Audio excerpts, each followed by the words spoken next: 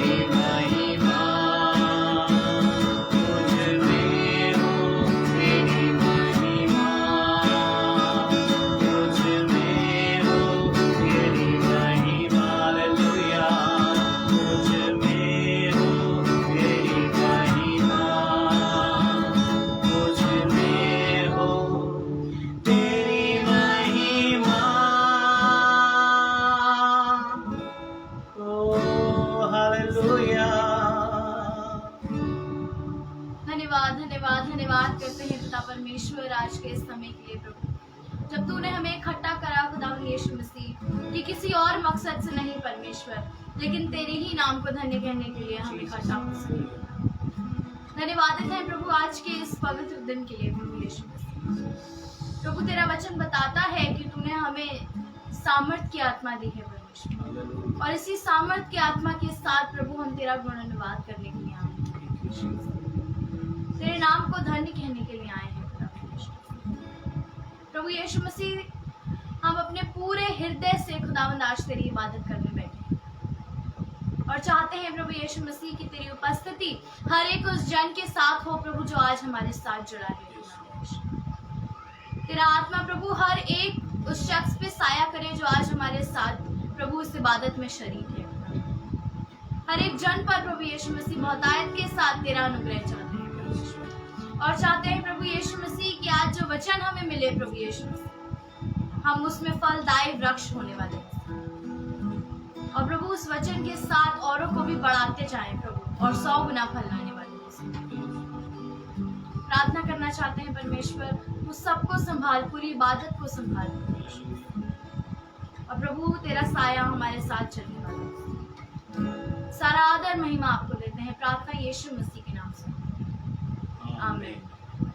Praise the Lord, praise the Lord. धन्यवाद करते हैं परमेश्वर का आज के इस दिन के लिए कि एक बार फिर से प्रभु ने हमें इकट्ठा करा, जोड़ा, और हम वचन में आगे जाएंगे और वचन में से पढ़ेंगे। वचन में से पढ़ने के लिए मेरे साथ निकाल लें भजन संहिता 34। भजन संहिता 34 हम पढ़ने जा रहे हैं। मैं हर समय यहोवा को धन्य कहा करूंगा, उसकी स्तुति निरंतर मेरे मुख से होती रहेगी। मैं यहोवा पर घमंड करूंगा, नम्र लोग ये सुनकर आनंदित होंगे। मेरे साथ यहोवा की बड़ाई करो और आओ हम मिलकर उसके नाम की स्तुति करें। मैं यहोवा के पास गया, तब उसने मेरी सुन ली और मुझे पूरी रीति से निर्भय किया।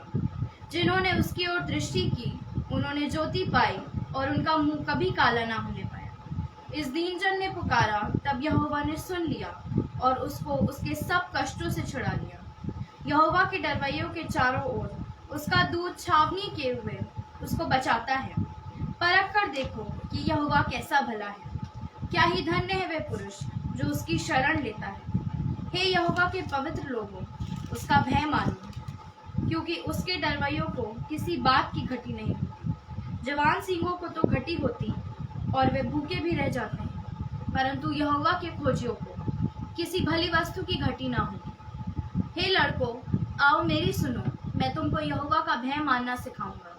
वे कौन है जो जीवन की इच्छा रखता और दीर्घायु चाहता है ताकि भलाई देखे। अपनी जीभ को बुराई से रोक रख और अपने मुंह की चौकसी कर कि उससे छल की बात ना निकले। बुराई को छोड़ और भलाई कर, मेल को ढूंढ और उसी का पीछा कर। यहोवा की आंखें धर्मियों की ओर लगी रहती हैं और उसके कान भी उनकी दुहाई की ओर लगे रहते हैं। यहोवा बुराई करने वालों के विमुख रहता है ताकि उनका स्मरण पृथ्वी पर से मिटा डाले। धर्मी दुहाई देते हैं और यहोवा सुनता है और उनको सब विपत्तियों से छुड़ाता है। यहोवा टूटे मन वालों के समीप रहता है और पिसे हुओं का उद्धार करता है। धर्मी पर बहुत सी विपत्तियां पड़ती तो हैं, परंतु यहोवा उसको उन सब से मुक्त करता है। वह उसकी हड्डी हड्डी की रक्षा करता है और उनमें से एक भी टूटने नहीं पाती। दुष्ट अपनी बुराई के द्वारा मारा जाएगा, पर धर्मी के बैरी दोषी ठहरेंगे। यहोवा अपने दासों का प्राण मोल लेकर बचा लेता है और जितने उसके शरणागत हैं उनमें से कोई भी दोषी ना ठहरेगा। ये परमेश्वर का जीवित वचन है। परमेश्वर का धन्यवाद हो। हम एक प्रार्थना में चलेंगे।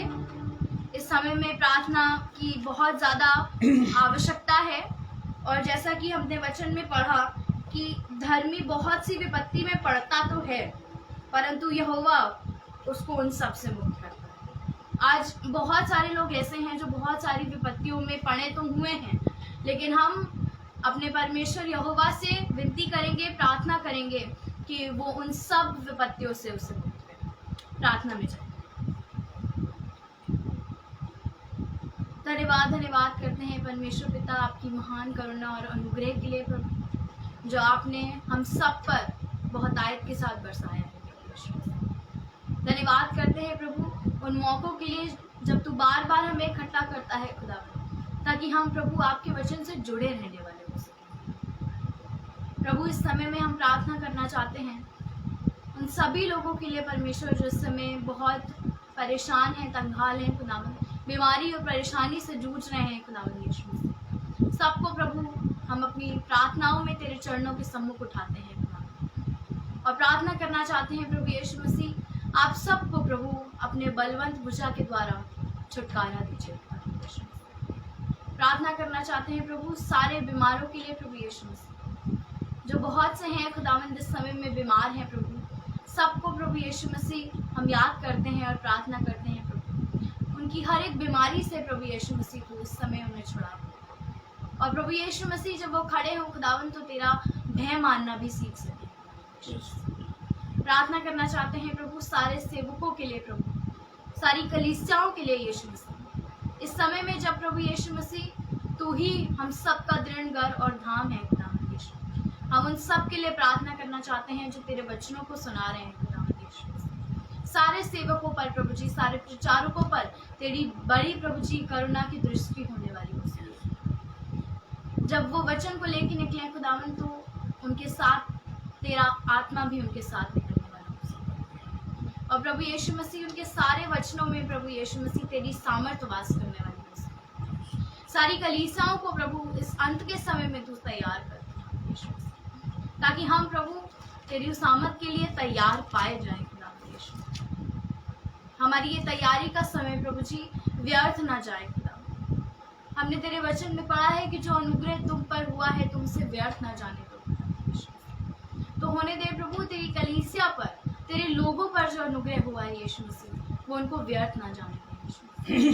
प्रार्थना करना चाहते हैं प्रभु सभी मेडिकल स्टाफ के लिए, सभी वर्कर्स के लिए, सारे फ्रंटलाइन वॉरियर्स के लिए प्रभु यीशु मसीह, सब पर खुदावन तेरी अनुग्रह की दृष्टि हो।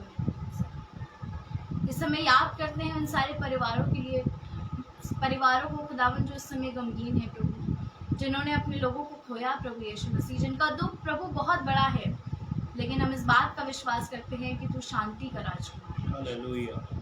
तो प्रभु यीशु मसीह उनको वो शांति दे सकता है जो मनुष्य नहीं दे सकता। हालेलुया। इस समय में हम प्रार्थना करते हैं इन सब लोगों पर तेरी शांति बरसने वाली हो सके। सारी इबादतें प्रभु जी जो इस समय में ऑनलाइन होती हैं उन सब पर तेरी आशीष को मांगे। सारी मीटिंग्स पर, सारी यूथ फेलोशिप्स पर, बाइबल स्टडीज पर प्रभु इस समय में जबकि तेरा वचन अलग अलग तरीकों से फैल रहा है प्रभु, सारे उन सोर्सेस पर तेरी आशीष को मांगे। और प्रार्थना करते हैं प्रभु कि हम सब मिलके प्रभु यीशु मसीह आपकी देह में उन्नति करने वाले प्रभु यीशु मसीह प्रार्थना करना चाहते हैं इबादत के आगे के हिस्से पर तेरी आशीष को मांगे। और प्रार्थना करते हैं कि जो जो हमारे साथ जुड़े हैं प्रभु आज वो तेरे वचन से आशीष को लेकर जाने वाले। सारा आदर सारी महिमा आपको देते हैं। प्रार्थना अपने उद्धार करता है यीशु मसीह के नाम से मांगते हैं, आमीन। प्रभु की आराधना में चलेंगे और इससे पहले कि वचन हमारे बीच में बोया जाए, हम अपने दिलों और मनों को तैयार करेंगे कि हम प्रभु यीशु मसीह के उस वचन को ग्रहण करने वाले हैं। Hallelujah, hallelujah. परमेश्वर का धन्यवाद हो इस बात के लिए कि एक बार फिर खुदावंद ने मुझे और आपको इकट्ठा किया था कि हम उसके नाम में जब हम इकट्ठा हों तो उसकी रूह से मामूर हों, देव उसके कलाम से हम आसूदा हों। तो उसकी तमाम नेमतों बरकतों के लिए उसका धन्यवाद देंगे और उसकी परस्तिश करेंगे और कुछ यूँ कहेंगे, तेरे प्यार में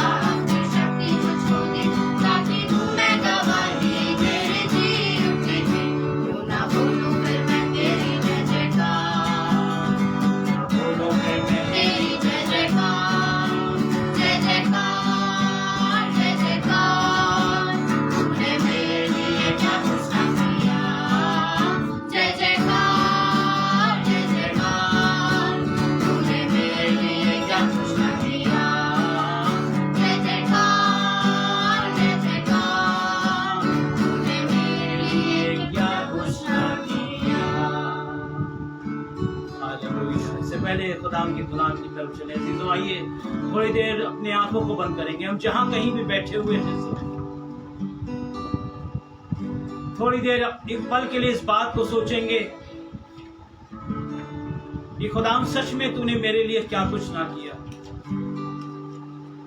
जब हर तरफ मुसीबतों का अंबार था, हर तरफ बीमारियां और कहर बरपा रहे थे, जब हर तरफ खुदावंद मौत का साया था, उस घड़ी में प्यारे यीशु मसीह मैं कहना चाहता हूं प्रभु तूने मेरे लिए क्या कुछ ना किया। तेरी आत्मा ने मुझे संभाला प्रभु, तेरे कलाम ने मुझे संभाला, उन दुआओं ने संभाला जो खुदावंद मैंने तेरे हुजूर करी प्रभु, और तूने उन दुआओं को सुनकर उनका जवाब हाँ और आमीन में दिया। तू भला है, तू भला है खुदावंद, तेरी करुणा सदा की है प्यारे खुदावंद। और आज यीशु मसीह खुदावंद हम तेरी शुक्रगुजारी अता करते हैं। कई बार प्रभु यीशु मसीह हमें लगता है कि खुदावंद ये हालात हमें दबा देंगे, हमें नेस्तो नाबूद कर देंगे, लेकिन यीशु जब हम खुदावंद तुझे पुकारते हैं तो अपनी करुणा से हमें घेर लेता है। और प्यारे बाप उस्मानी अपने खुदावंद हुजूर हमें महफूज कर लेता है। इसलिए कहते हैं खुदावंद सच में तेरी जय जयकार करते हैं और कहते हैं तूने मेरे लिए क्या कुछ ना किया, तूने हमारे लिए क्या कुछ ना किया, तो हमारे परिवारों के लिए क्या कुछ ना किया। खुदावंद यीशु मसीह, खुदावंद जितना भी तुझको धन्यवाद दे कम है प्यारे बाप उस्मानी। तेरी करुणा महान है पिता, जो प्रतिदिन तू हम पर साया करता है और हमें संभालता है। इस घड़ी में खुदावंद बाप उस्मानी जब प्रभु यीशु मसीह हम तेरे वचन की तरफ जा रहे हैं, तेरा वचन जो पवित्र आत्मा की प्रेरणा से लिखा गया प्यारे खुदावंद, क्या कोई मनुष्य इस पृथ्वी पर इतना बुद्धिमान है जो खुदावंद तेरे कलाम का प्रचार ठीक उसी रीति से करे जैसा तू चाहता है। मैं कहता हूं नहीं प्रभु, कोई भी नहीं, एक भी नहीं, क्योंकि इस जहान में कोई भी इतना बुद्धिमान नहीं जो प्रभु यीशु मसीह खुदावंद तेरे कलाम को, तेरी बातों को समझ सके। प्रभु हम पाते हैं इस बात को, यीशु मसीह जब तेरा रूपांतर हुआ खुदावंद उस पहाड़ पर, तो प्रभु यीशु मसीह पतरस कहने लगा हम 3 मंडप बनाएं, क्योंकि वो नहीं समझता था कि वो क्या कहे। और आज भी पिता परमेश्वर बाप उस्मानी तेरे हुजूर आते हैं और कहते हैं प्रभु हम क्या कहें, ये तो तेरा कलाम है, इसलिए हमें तेरी आत्मा की जरूरत है। इसको न सिर्फ बोलने के लिए प्रभु यीशु मसीह तेरी आत्मा की जरूरत है, बल्कि इसे समझने के लिए भी पवित्र आत्मा हमें तेरी जरूरत है। दोनों ही सूरतों में खुदावंद हम बेहाल हैं और हमें तेरी आत्मा की जरूरत है। तो अपने आत्मा से प्रभु आज हमें लबरेज कर, ताकि इस पवित्र दिन में प्यारे खुदावंद यीशु मसीह ये इबादत में खुदावंद बाप उस्मानी मैं उन गंभीर बातों को समझ सकूं खुदावंद, जो आज तू मुझसे किया चाहता है। तेरी आत्मा की भरपूरी चाहते हैं यीशु मसीह, अपनी सामर्थ को ढेल प्यारे खुदा। सुनने वाले को खुदावंद बाप उस्मानी अपनी आत्मा से लबरेज कर, मुझे अपनी आत्मा से लबरेज कर, ताकि खुदावंद हम एक आत्मा में एक मन होके पिता परमेश्वर तेरी बातों को समझ सके, जान सकें तेरी मसलहत को, तेरी योजनाओं को जो खुदावंद बाप उस्मानी तो हमारे लिए कर रहा है।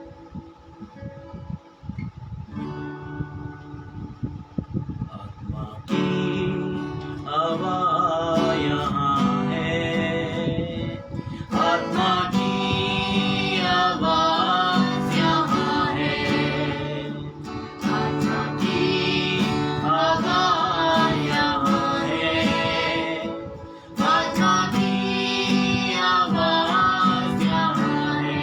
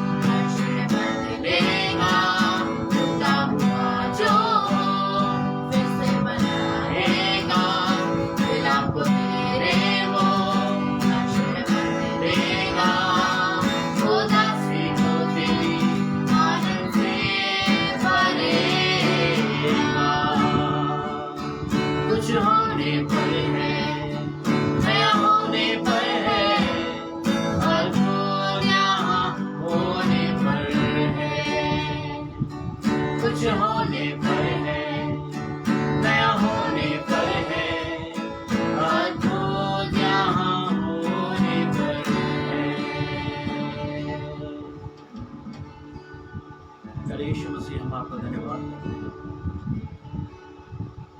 जब तूने प्रभु अपने लोगों से कहा, अपने चेलों से कहा, मैं तुम्हें सहायक भेजूंगा, अर्थात वो पवित्र आत्मा, जो तुम्हें सब बातें बताएगा। और यीशु मसीह, हम आपका धन्यवाद करते हैं उस बड़े वायदे के लिए। पवित्र आत्मा, हम आपका धन्यवाद करते हैं कि आप समय समय पर खुदावंद अपने वचन से हमें उठाते हैं। ओ यीशु, आपका धन्यवाद। हालेलुया। प्रभु यीशु मसीह, आपका धन्यवाद करते हैं। Thank you Jesus. खुदावंद, जब हम उलझते हैं संसार में, प्रभु यीशु मसीह, जब हम बहकने लगते हैं, तेरा वचन प्रभु यीशु मसीह हमें फिर से राह दिखाता है। आज ये हालात है प्रभु, मनुष्य परेशान है, बहुत फिक्र और चिंताओं में है, बहुत सारे आंसू हैं लोगों के पास, लेकिन खुदा उस्मानी एक बात है जो यीशु मसीह तेरे दास ने बड़ी खूबसूरती से कही। दूर कहीं इन राहों में हो जाओ तुम जो अकेले,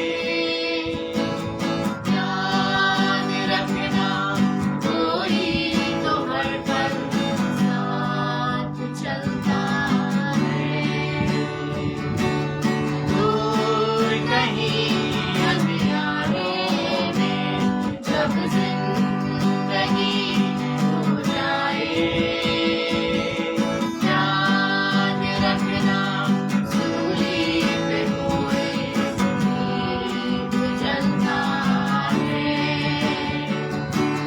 दूर कहीं राहों में कितने ऐसे पल हैं तुम्हारे, होते हो जब बेसहारा, अपनों ही से चोट खाते ढूंढते हो किनारा। कितने ऐसे पल हैं तुम्हारे, होते हो जब बेसहारा, अपनों ही से चोट खाते ढूंढते हो किनारा। कल कहीं किसी हाल में जब जिंदगी तड़पाए, याद रखना कोई जाए इशारा नाम लेता है। दूर कहीं राहों में हो जाओ तुम जो अकेले, याद रखना कोई तो हर पल साथ चलता है। दूर कहीं अंधियारों में जब जिंदगी हो जाए, याद रखना सूली पे कोई दीप जलता है। अब यीशु मसीह, हम आपका धन्यवाद आपकी गाड़ी उपस्थिति के लिए। ओ यीशु, धन्यवाद है। और दुआ करते हैं जब प्रभु यीशु मसीह हम तेरे कलाम से प्रभु रूबरू होने जा रहे हैं, तो हमारी ज़िंदगी को प्रभु अपने कलाम के पानी से सींच, और प्रभु यीशु मसीह हमारे मन के ख्यालातों को पवित्र कर। और प्यारे खुदावंद बाप उस्मानी, हमारी आराधना तेरे हुजूर खुदावंद बाप उस्मानी सुगंधदायक खुदावंद उस धूप के समान ठहरे जिसे तू ग्रहण करे। ओ पिता, तू अपना अनुग्रह कर। पूरी इबादत को यीशु तेरे हाथों में सौंपते हैं, और मसीह यीशु के नाम में हम इस दुआ को मांगते हैं। आमीन। प्रभु यीशु मसीह का धन्यवाद करते हैं इस अच्छे वक्त के लिए कि खुदाम ने मुझे और आपको एक बार फिर इकट्ठा किया कि मैं और आप इस मुश्किल दौर में भी अपने खुदाम की इबादत करें। क्योंकि ये मुश्किल दौर भले कितना और कठिन क्यों ना हो जाए, लेकिन हमारी इबादत जो हम खुदाम की करते हैं, उसकी परस्तिश, उसका कलाम मुझे और आपको ताकत बख्शता है, और मैं और आप उसकी दी हुई सामर्थ में बहुत सारे कामों को कर पाते हैं, चाहे हालात कितने ही भी खराब क्यों ना हो जाए। और यही वजह है अजीजों कि आज भी हमारे मन उस खुदावंद में आनंदित और मगन है। प्रभु का धन्यवाद करता हूं कि एक बार फिर से प्रभु ने मुझको ये मौका दिया कि इस वॉरियर ऑफ क्राइस्ट मिनिस्ट्री के जरिए मैं आपसे मुखातिब हो सकूं उस खुदा कलाम को लेके जो जिंदगी देने वाला कलाम है।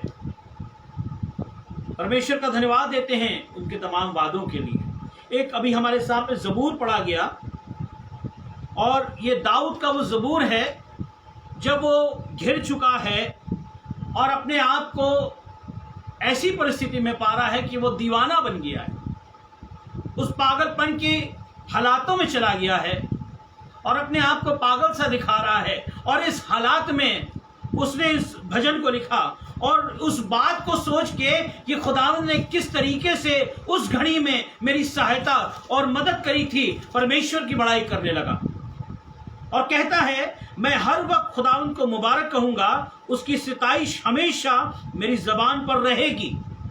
मेरी रूह खुदावंद पर फख्र करेगी, हलीम ये सुनकर खुश होंगे, वो लोग सुनकर खुश होंगे जो खुदावंद की इबादत करते हैं। जब मैं उसकी बड़ाई करूंगा, उसकी सिताइश करूंगा। और आगे कहने लगा मेरा साथ खुदावंद की बड़ाई करो, हम मिलकर उसके नाम की तमजीद करें। मैं खुदावंद का तालिब हुआ, उसने मुझे जवाब दिया और मेरी सारी दहशत से मुझे रिहाई बख्शी है। ये वो समय था जब वो दहशत में आ गया था, जब चारों तरफ से घिर गया था और अबीमेलेक ने उसको घेर लिया था और उसको कुछ भी नहीं सूझ रहा था, लेकिन उसे मालूम था कि वो खुदावंद का बंदा है और खुदावंद का अनुग्रह उस पर नाजिल हुआ। और इन हालातों को सोचते हुए वो कहने लगा मैं खुदावंद का तालिब हुआ, उसने मुझे जवाब दिया और मेरी सारी दहशत से मुझे रिहाई बख्शी। उन्होंने उसकी तरफ नजर की और मुनव्वर हो गए और उनके मुंह पर कभी शर्मिंदगी ना आएगी। इस गरीब ने दुआ दी, खुदावंद ने उसकी सुनी और उसके सब दुखों से बचा लिया। खुदावंद से डरने वालों की चारों तरफ उसका फरिश्ता खमजान होता है और उनको बचाता है। आजमा कर देखो कि खुदावंद कैसा मेहरबान है। मुबारक है वो आदमी जो उस पर तवक्कुल करता है। खुदावंद से डरो ऐ उसके मुकद्दसों, क्योंकि जो उससे डरते हैं उनको कुछ कमी नहीं। बबर के बच्चे तो हाजतमंद और भूखे होते हैं, पर खुदावंद के तालिब किसी नेमत के मोहताज नहीं होंगे। ये बड़े वायदे खुदावंद का बंदा इस बात में लिख रहा है और बयान कर रहा है, अपने हालातों को याद कर रहा है और इस बात को याद करके कह रहा है कि जब मैं खुदावंद का तालिब हुआ, जब मैं उसके हुजूर गया, जब मैंने उसकी बड़ाई करी और मैंने उसको पुकारा तो उसने मेरी सुन ली। और इसलिए वो कहने लगा मैं हर वक्त उसको मुबारक कहूंगा। और ये बात सच है, दर हकीकत है कि अगर हम खुदावंद की सिताइश करते हैं, उसके नाम की प्रस्तिश करते हैं, उसके मार्गों पर चलते हैं, तो खुदावंद के सारे वादे जो इस कलाम में मुकद्दस में लिखे हुए हैं मेरे और आपके दरमियान रहते हैं।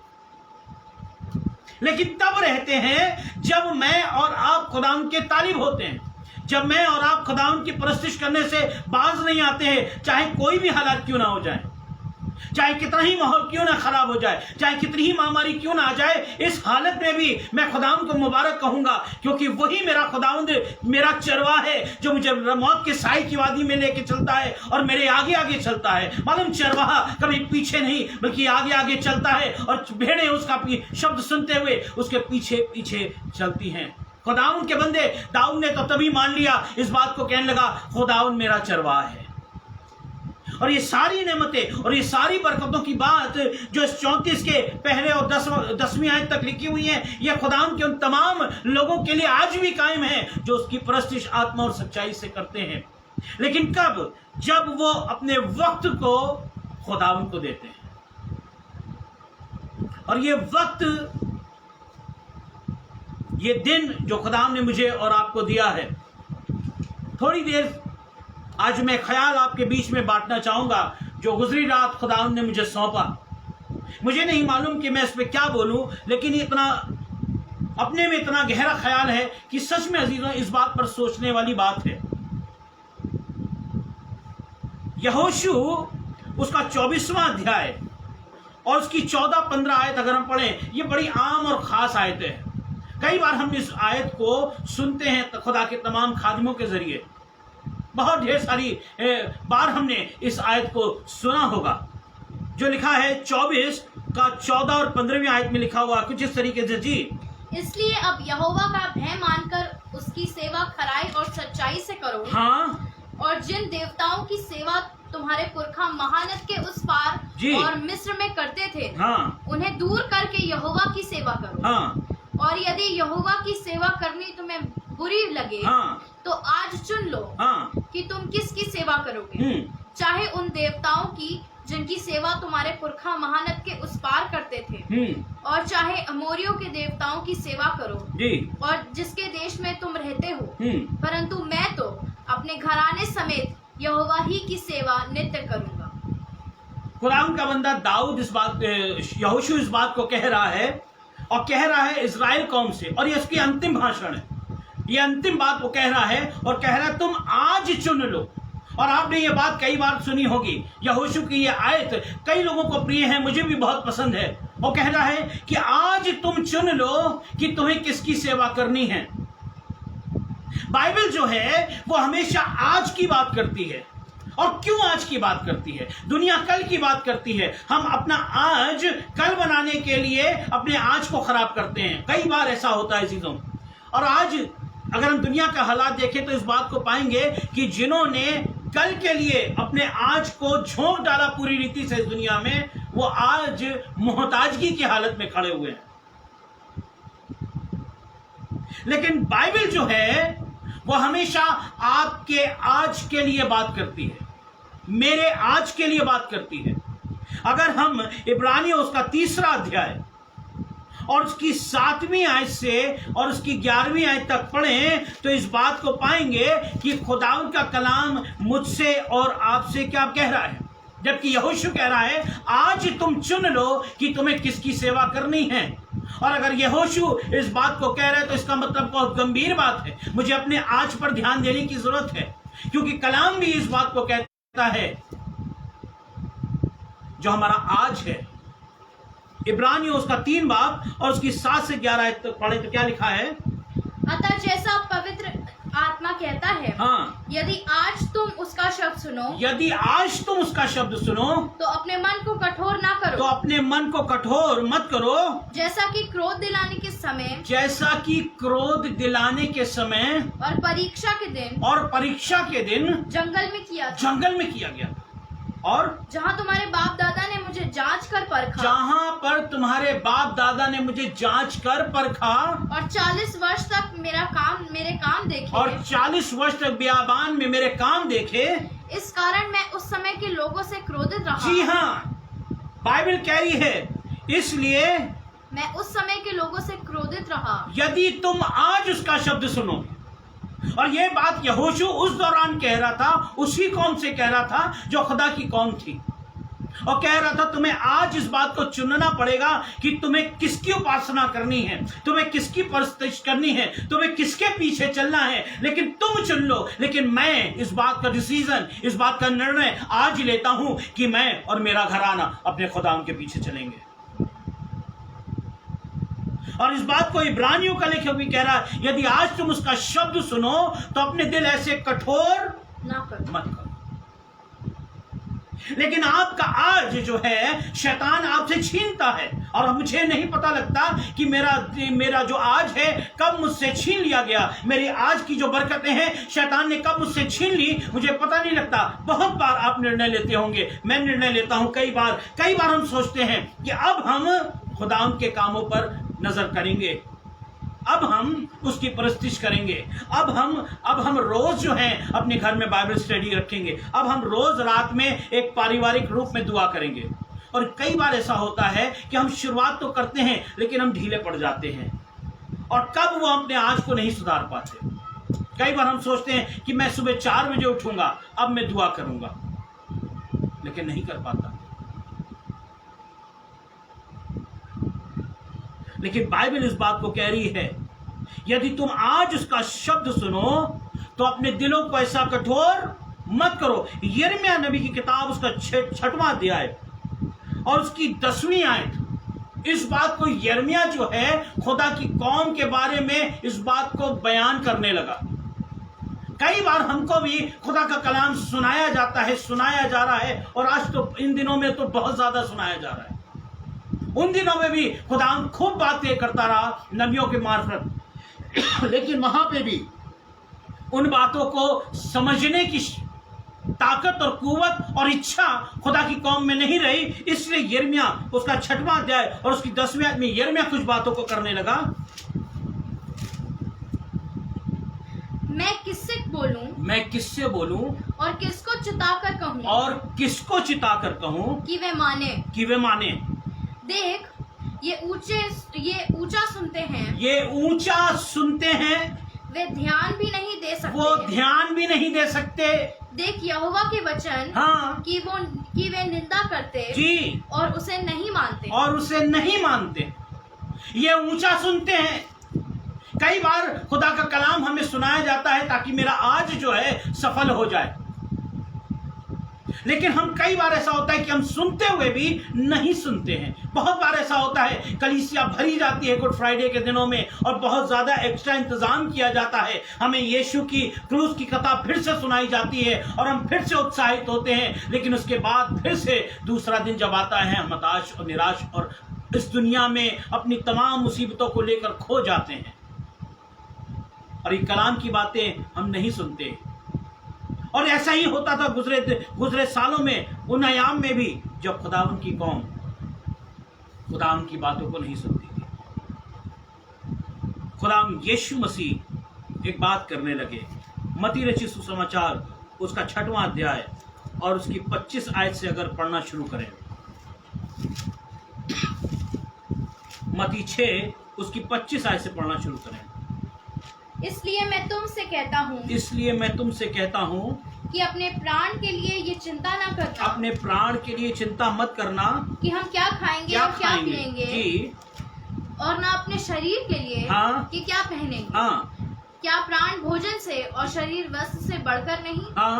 आकाश के पक्षियों को देखो, वे ना तो बोते हैं, ना काटते और ना खत्तों में बटोरते हैं, फिर भी तुम्हारा स्वर्ग पिता उनको खिलाता है। क्या तुम उनसे अधिक मूल्य नहीं रखते? तुम में कौन है जो चिंता करके अपनी आयु में एक घड़ी भी बढ़ा सकता है? कई बार ऐसा होता है कि मुझे कलाम सुनाया जा रहा होता है। आपको मालूम है वो तमसील जहां पे वचन रूपी बीज डाले गए और तमाम झाड़ियों ने उन्हें घेर लिया, और इन झाड़ियों की वजह से वो कलाम का बीज पनप नहीं पाया। और इस बात को यीशु मसीह यहाँ पे बात कर रहे हैं। और आगे क्या लिखा है? और वस्त्र के लिए क्यों चिंता करते हैं? जंगली सोसनों पर ध्यान करो कि वे कैसे बढ़ते हैं। वे ना तो परिश्रम करते और ना काटते हैं। तो भी मैं तुमसे कहता हूँ कि सुलेमान भी अपने सारे वैभव में उनमें से किसी के समान वस्त्र पहने हुए ना था। आगे, इसलिए जब परमेश्वर मैदान की घास को जो आज है और कल भाड़ में झोंकी जाएगी ऐसा वस्त्र पहनाता है, तो हे अल्पविश्वासियों, तुमको वह इससे बढ़कर क्यों ना पहनाएगा जी। इसलिए चिंता करके ये ना कहना कि हम क्या खाएंगे या क्या पिएंगे या क्या पहनेंगे, क्योंकि अन्य जातियां इन सब वस्तुओं की खोज में रहते हैं, परंतु तुम्हारा स्वर्गीय पिता जानता है कि तुम्हें इन सब वस्तुओं की आवश्यकता है। आगे, इसलिए पहले तुम परमेश्वर के राज्य और धर्म की खोज करो। इसलिए पहले तुम परमेश्वर के राज्य और धर्म की खोज करो, तो ये सब वस्तुएं भी तुम्हें मिल जाएंगी जी। और आगे कहता है, अतः कल की चिंता न करो। हम अपने कल की चिंता को लेकर अपना आज खराब करते हैं, और बाइबल कहती है, यीशु कहता है, तुम कल की चिंता मत करो। ढेर सारे लोगों ने गुजरे सालों में बड़ी मेहनत करी और इस बात को सोचा कि आने वाले कल को मैं संभालूंगा, लेकिन आज उनका कल कितना भयानक हो चुका है। आज दुनिया के हालात बिगड़ चुके हैं। कई लोगों ने बहुत सारी अपनी योजनाएं बनाई अपने कल को संवारने के लिए, और लेकिन जब कल आज हमारे सामने आया तो हमने इसका एक भयानक रूप देखा। आज सारी चीजें बेईमानी हो चुकी। तो कहीं ना कहीं मैंने अपनी जिंदगी के वो दिन जो खुदा ने मुझे दिए थे, उन दिनों को मैंने जाया कर दिया दुनिया की चिंता में। जबकि यीशु मसीह कहने लगे तुम कल की चिंता मत करना, क्योंकि कल का दिन अपनी चिंता आप करेगा।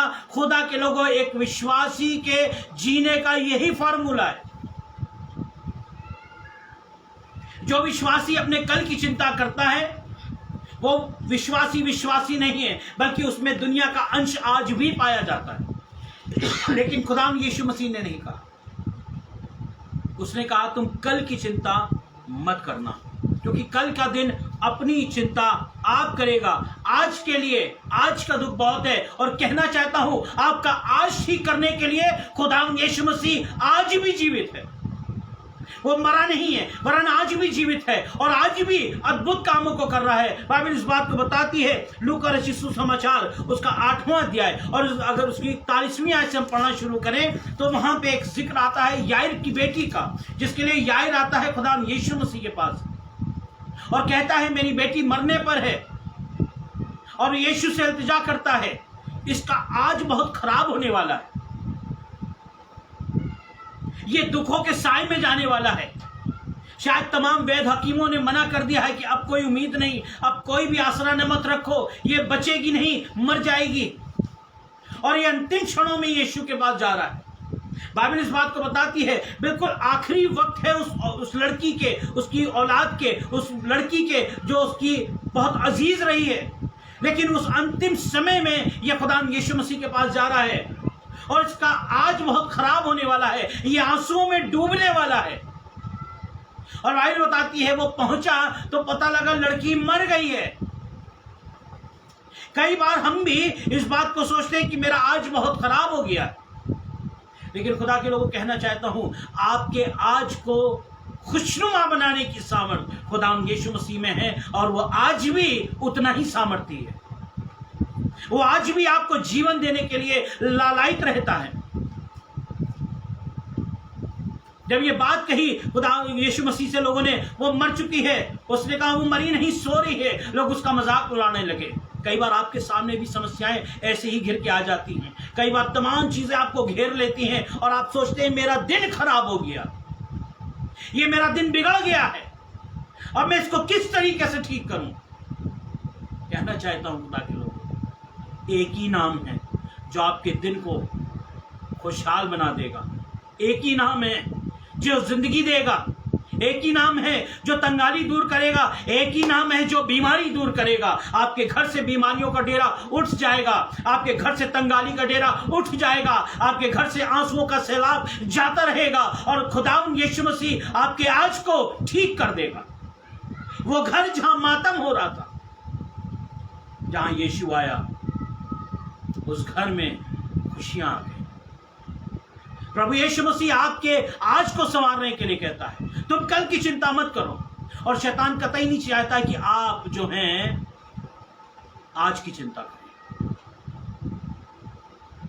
हम एक ऐसी दिनचर्या जीते हैं जो हमारी रूटीन है, और उसमें कई बार ऐसा होता है खुदाम यीशु मसीह का नाम एक रस्मी तौर पे लेते हुए अपने दिनों को आगे बढ़ाते हैं, क्योंकि हमारा गोल ये नहीं होता है कि इस दिन को खुदाम यीशु मसीह की महिमा में बिताएंगे, बल्कि हमारा गोल ये होता है कि संसारिक वो सारे काम करेंगे, क्योंकि इसके बाद जो मुझे अजर मिलेगा उससे मैं सारी सुख सुविधाओं को बटोर लूंगा। मैं अपनी औलाद को और बेहतर जिंदगी दूंगा, मैं अपने परिवार को और बढ़ाऊंगा, मैं अपने घर को और खूबसूरत बनाऊंगा। कई बार ऐसा होता है खुदा के लोगों, मैं और आप इन बातों से अछूते नहीं हैं। हम वो सारे काम करते हैं जो दुनिया हमें देती है, और बड़े दिलो जान से करते हैं। रात भर भी कई बार बैठ के हमें काम करना पड़ता है, तो हम करते हैं क्योंकि मुझे इस दुनिया की तमाम चीजों से अपने घर को भर लेना है। लेकिन खुदावंद यीशु मसीह कहता है तुम्हें कल की चिंता नहीं करनी है, और इन बातों को ख्याल में रखकर शैतान मेरे आज को चुरा लेता है, मेरी आज की आशीषों को मुझसे चुरा लेता है। आपके पास ढेरों चिंताएं होंगी। कोई सोच रहा होगा बच्चों की पढ़ाई का क्या होगा, लॉकडाउन हो गया है, ऑनलाइन क्लासेस चल रही हैं। कोई सोच रहा होगा व्यापार बंद हो चुका है, कोई सोच रहा होगा नौकरी चली गई, मेरा तो सब कुछ बिगड़ गया है। मैं कहना चाहता हूं खुदावंद यीशु मसीह आपका आज भी बेहतर बना सकता है और आपका कल भी बेहतर बनाएगा। ईमान रख, बस ईमान रख। और बहुत बार खुदा का कलाम मुझे इस बात को उत्साहित करता है कि तुम्हें आज की चिंता करनी है, तुम्हें अपने खुदाम के हुजूर बैठना है, उसकी इबादत करो, वो सारे बंद रास्ते खोल देगा। लेकिन बहुत बार कलाम सुनाए जाने के बावजूद भी हम नहीं सुनते हैं, हम ऊंचा सुनते हैं। बाइबल बताती है दानियल नबी की किताब में, नबूकदनेस्सर राजा ने जब एक स्वप्न देखा तो दानियल को बुलाया गया और दानियल ने कहा, देख तू गुनाह करना छोड़ दे, धर्म के काम कर तो तू बचा रहेगा। ये सारी बात उसको सुना दी गई। उसके बावजूद साल भर के बाद वो फिर अपने वरांडे में टहल रहा था। उसने कहा, ये बड़ा जो बाबुल है ये मैंने नहीं बनाया है क्या? इतना कहना ही था कि वो उसके पास से सारी चीजें छीन ली गई। खुदा के लोग कहना चाहता हूं, जिस समय वचन मेरे कान में पड़ रहा है, यानी कि वही मेरा उद्धार का दिन है, यानी वही मेरा दिन जो है आशीषमय दिन है। क्योंकि जिस दिन मैं अपने खुदा यीशु मसीह के वचन को थाम लूंगा, उसके बाद मैं जय के उत्सव में चलूंगा। मेरा खुदा हर परिस्थिति में मेरे साथ बना रहेगा। खुदा चाहता है कि हम अपने आज के लिए फिक्रमंद रहें। कल क्या होगा, परसों क्या होगा, अगले हफ्ते हम क्या करेंगे। आज ये हालात आ चुके हैं खुदा के लोगों, हम कह नहीं सकते हैं कि अगले महीने में आपसे मिलूंगा।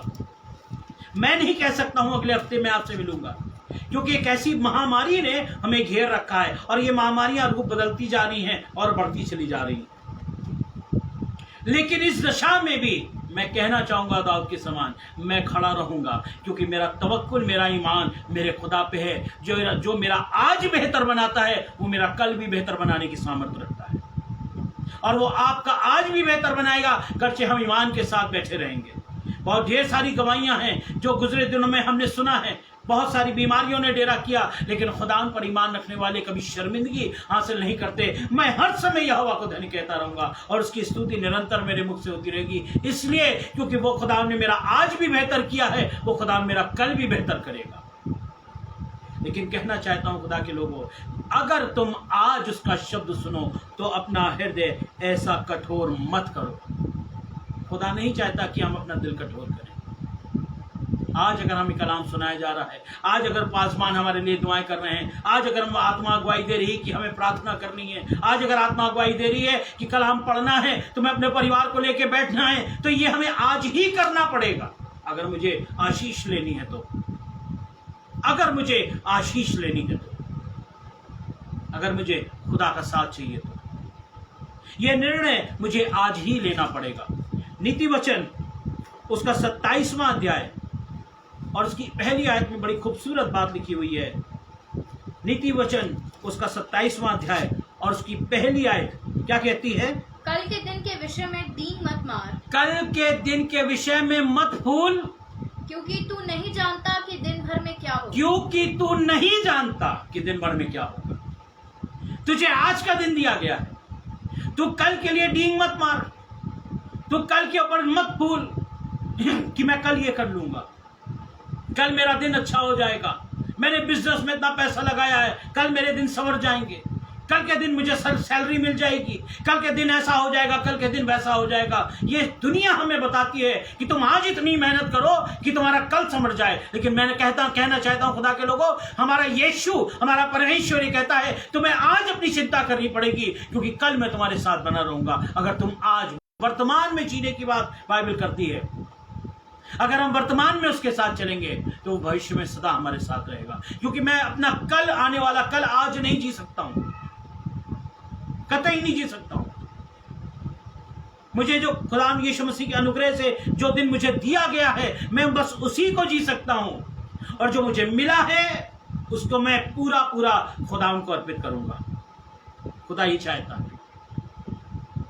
लेकिन इंसान क्या कहता है? मैं कल ऐसा करूंगा, मैं कल वैसा करूंगा। जब ये परमेश्वर का वचन कहता है, सुलेमान कहने लगा कल के दिन के विषय में मत भूल, क्योंकि तू नहीं जानता कल के दिन भर में तेरे साथ क्या होने वाला है। लेकिन मैं ये जानता हूं कि कल के दिन के विषय में भले ही मेरे साथ बहुत बुरा होने वाला हो, लेकिन मेरा जीवता परमेश्वर अगर आज मेरे साथ है तो वो कल भी मेरे साथ रहेगा। खुदा के लोगों, खुदा मुझे और आपको बरकतों से नवाजना चाहता है। ज़बूर 118 में और उसकी 24वीं आयत में दाऊद भजन में इस बात को कहने लगा, आज वो दिन है जो यहोवा ने बनाया। आज वो दिन है जो यहोवा ने बनाया है। ये दिन आज मेरे लिए बनाया गया है, ताकि मैं इस दिन में अपने खुदाम की तमजीद करूं, अपने खुदाम को धन्य कहूं, उसको मुबारक कहूं, शुक्रगुजारी अता करूं। आज खुदाम ने मुझे ये दिन दिया है जीने के लिए। हम आज का खाना आज खाते हैं, कल नहीं खाएंगे। हमें मालूम है कि जो काम मुझे करने हैं वो आज ही करने हैं, क्योंकि कल मेरे पास समय नहीं। वैसे उसी तरीके से जो दिन खुदा ने मुझे आज दिया है, उस दिन में मुझे खुदा की परस्तिश करनी है। फिर हालात चाहे जैसे भी हों, उसके वो सारे वायदे मेरे साथ बने हुए हैं और बने रहेंगे। वो युगान युग एक सा रहने वाला परमेश्वर है। सब छोड़ दें तो छोड़ दें, लेकिन मैं तुझे कभी ना छोड़ूंगा। मैं एक दुआ भी पढ़ रहा था योना की, बहुत अद्भुत दुआ मुझे लगी उसकी।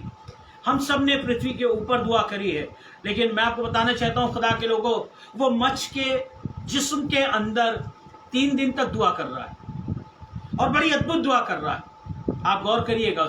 मैं सोचने लगा, प्रभु प्रार्थना सब कुछ बदल सकती है। प्रार्थना सब कुछ बदल सकती है।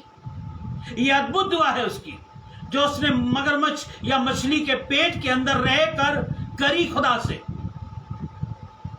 और आज खुदा चाहता है कि भले ही ये संसार में कितना ही क्लेश और दुख हो, लेकिन जब तुम प्रार्थना करोगे, जब तुम मेरे हुजूर आओगे, वो दिन मैं तुम्हारे लिए मुबारक कर दूंगा, वो पल मैं तुम्हारे लिए मुबारक कर दूंगा।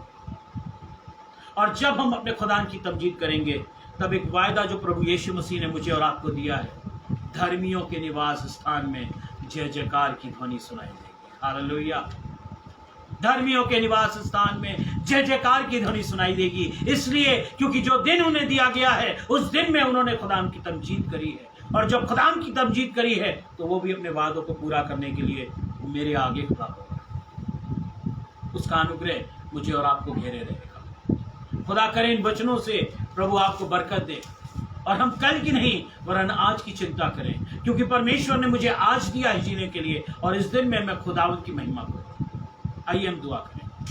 प्रभु यीशु मसीह, मैं आपका धन्यवाद करता हूं उन तमाम नेमतों, आशीषों, बरकतों के लिए जो खुदा ने जमीन पर तूने हमें दी है। प्रभु यीशु मसीह, तूने हमें आज ये दिन दिया है प्रभु, कि इस दिन में खुदा हम तेरा गुणानुवाद करें, तेरी शुक्रगुजारी करें, तेरे नाम को धन्य कहें। दुआ करते हैं पिता परमेश्वर, ये दिन खुदा उस्मानी, इस दिन में प्रभु हम तेरी सारी इच्छाओं को पूरा करने वाले हो सके।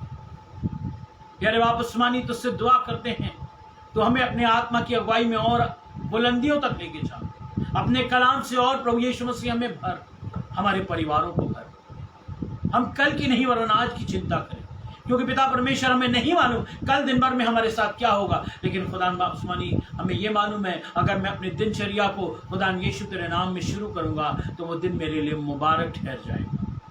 फिर चाहे सेना भी मेरे विरुद्ध छावनी डाल दे, चाहे महामारियां मेरे इर्द गिर्द आ जाएं, चाहे तमाम क्लेश मेरे इर्द गिर्द आ जाएं, तमाम विरोध आ जाए, तमाम तंगाली आ जाए, उस दशा में भी खुदाम का अनुग्रह मुझ पर बना रहेगा। प्यारे यीशु मसीह, तुझसे दुआ करते हैं खुदा उस्मानी हम सीख सके इस बात को, कि जो दिन प्रभु ने मुझे दिया है, उस दिन में मैं अपने खुदा की तमजीद करूं और उसके नाम को मुबारक करूं। खुदा सुनने वालों को बड़ी आशीष और बरकत दे, और हम सबको अपनी कद काया में उठा प्रभु बड़ा और नवाज अपने तमाम उन वरदानों से जो खुदा स्वर्गीय हैं, और प्रभु यीशु मसीह वो काम हम कर सकें जो ज़मीन पर तू हमारे जरिए किया चाहता है।